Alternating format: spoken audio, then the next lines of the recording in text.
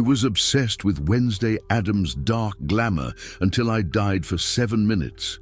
And what God revealed to me about celebrity beauty will shake you to your core.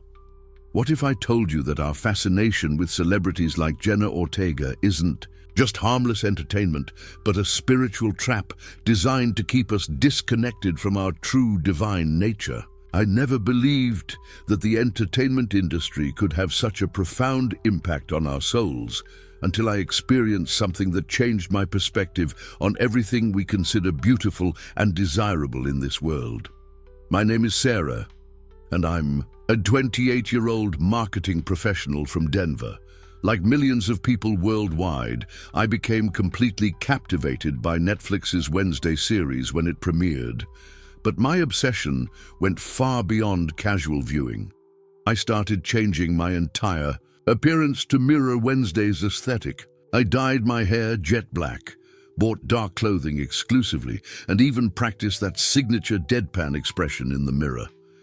My Instagram feed became a shrine to Wednesday Addams content, and I spent countless hours watching makeup tutorials, trying to recreate Jenna's look. I was completely consumed by this image of dark, mysterious beauty that felt so much more authentic and powerful than anything I had ever seen. But it wasn't just about the appearance. I was drawn to the character's confidence, her unapologetic individuality, and the way she seemed to exist in a world where conventional beauty standards didn't matter. In my mind, Wednesday represented freedom from society's expectations. Yet, ironically, I was becoming enslaved to a different kind of ideal altogether. The obsession began affecting my relationships, my work, and my spiritual life.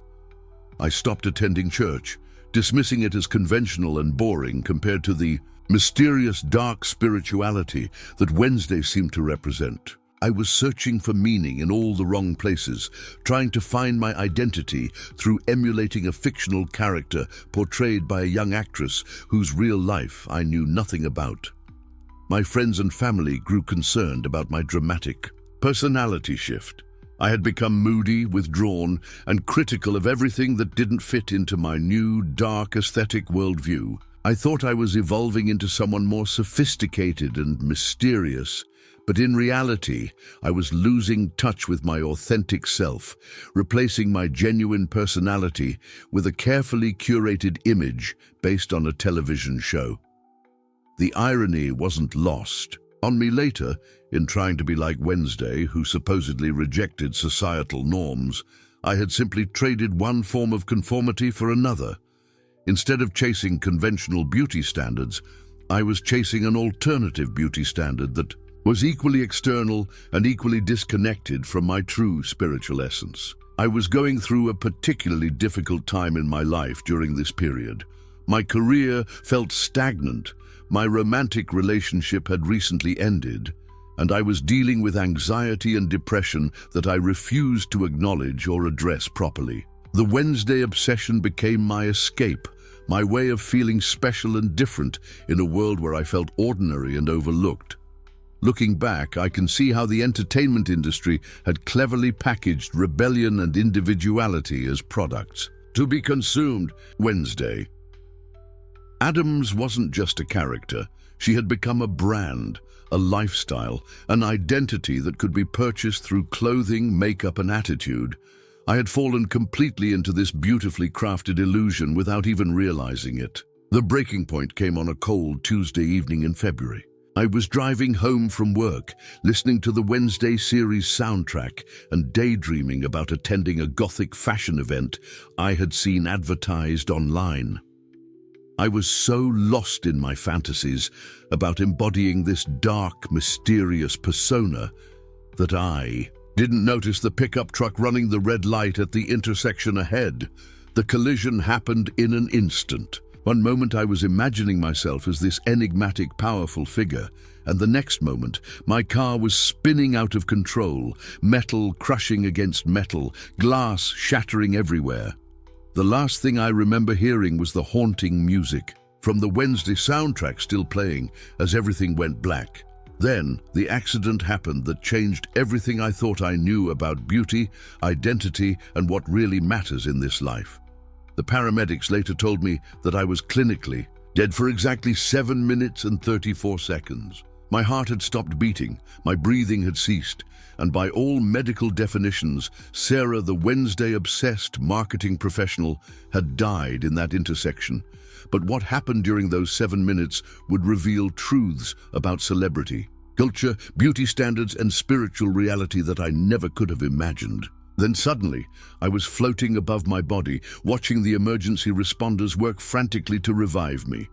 I could see my car, twisted and broken, with my physical form trapped inside, but I felt completely peaceful and free.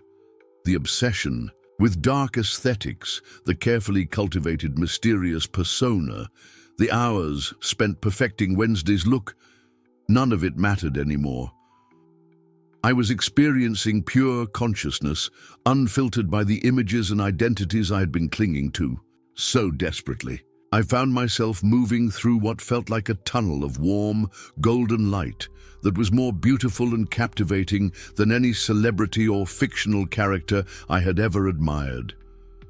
This wasn't the dark, mysterious beauty I had been chasing through Wednesday's image. This was radiant, loving, divine beauty that made everything else seem like a cheap imitation. As I moved deeper into this light, I began to understand that I was approaching the presence of something infinitely more magnificent than any earthly beauty or glamour.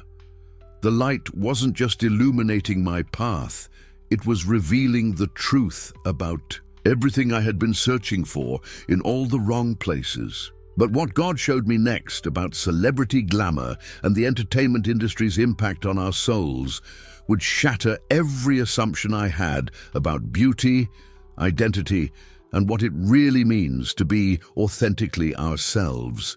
As I looked around this divine realm, I saw something that shocked me. There, standing in what appeared to be a garden of impossible beauty, was a figure I recognized immediately. It was her, the Wednesday actress who had captivated millions with her dark, mysterious persona. But something was completely different about her appearance. The glamorous image I knew from screens and magazines was gone. Instead, I saw her true spiritual essence, not the manufactured darkness and edgy aesthetic, but a soul that radiated with genuine light. Her natural beauty wasn't hidden behind gothic makeup or designer clothing.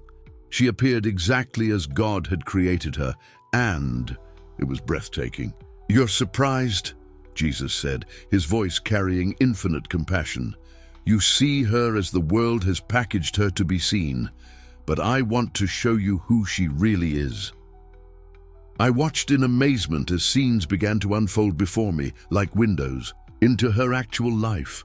I saw her as a young girl, praying earnestly before auditions, thanking God for her talents. I witnessed her struggling with the pressure to conform to Hollywood's version of beauty and success. I saw her in quiet moments, reading scripture and seeking guidance about the roles she was being offered. The contrast was staggering. The public saw Wednesday Addams, dark, cynical, disconnected from emotion.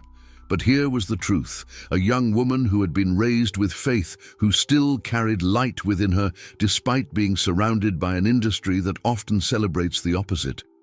"The world celebrates her for embodying darkness," Jesus continued, "but they don't see that she fights to maintain her inner light every single day.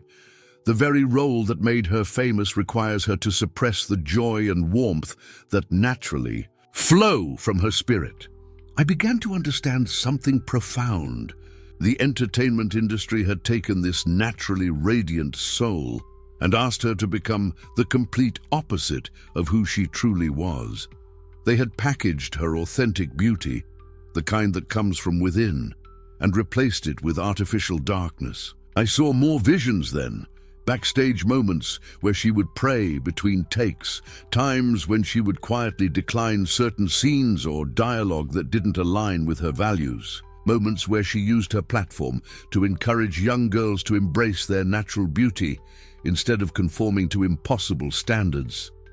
But Lord, I found myself asking, why would she choose to play such a dark character if it goes against her true nature?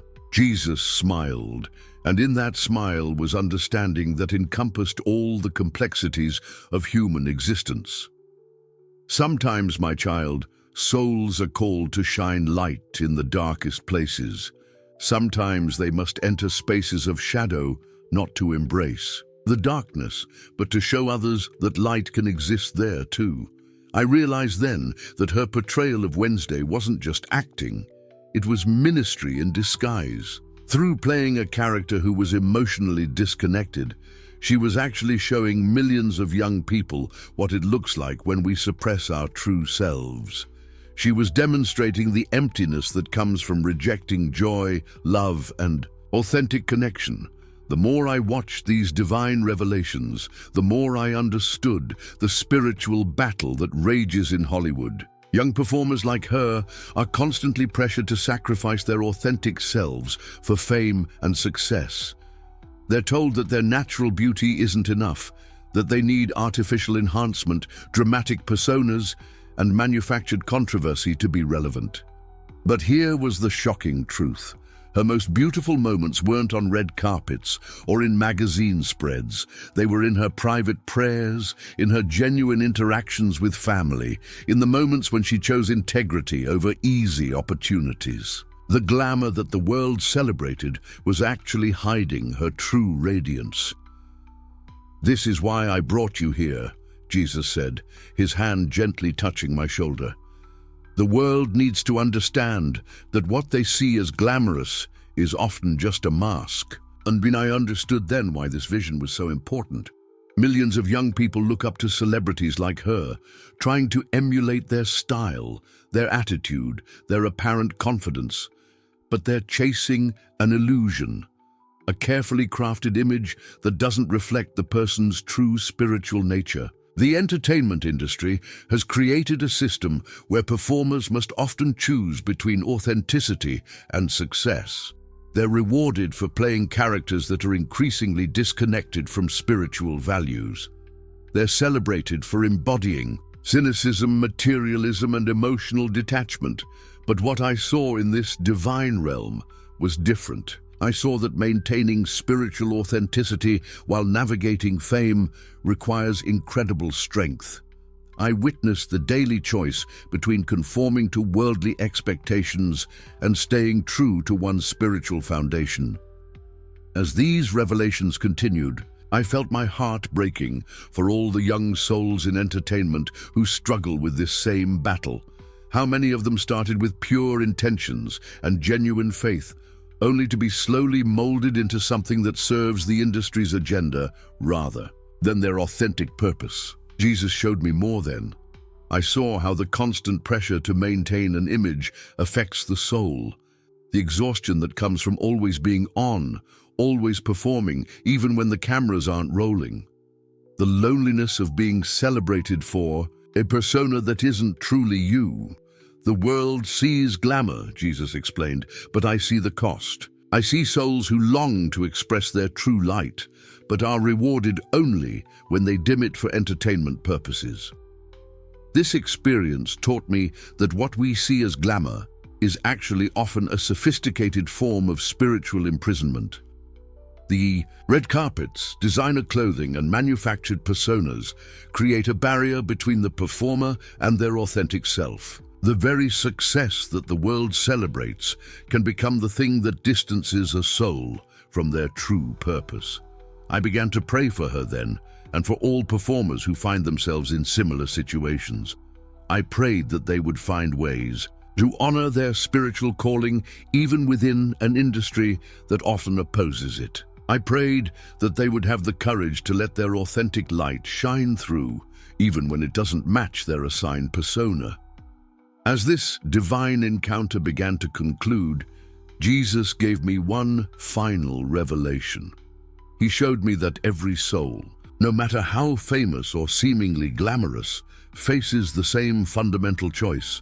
Will they honor their divine nature, or will they conform to worldly expectations? Remember this when you return, he said. True beauty is spiritual beauty. Real success is staying connected to divine love, and the most courageous thing anyone can do is remain authentically themselves in a world that rewards conformity. When I found myself back in my physical body, everything had changed. I could no longer look at celebrity culture the same way. The glamorous images that once seemed so appealing now appeared hollow. I understood that behind every manufactured persona is a real soul, created by God, struggling to maintain their authentic spiritual identity. This experience transformed how I view not just entertainment, but all the ways our world celebrates artificial beauty over authentic spiritual radiance. We're taught to chase external glamour while neglecting the inner light that is our true source of beauty and worth. If you want true freedom, stop chasing the illusions that the world calls glamorous. Instead, seek to cultivate the spiritual beauty that comes from authentic connection to divine love. That's where real transformation begins, and that's where you'll find the lasting radiance,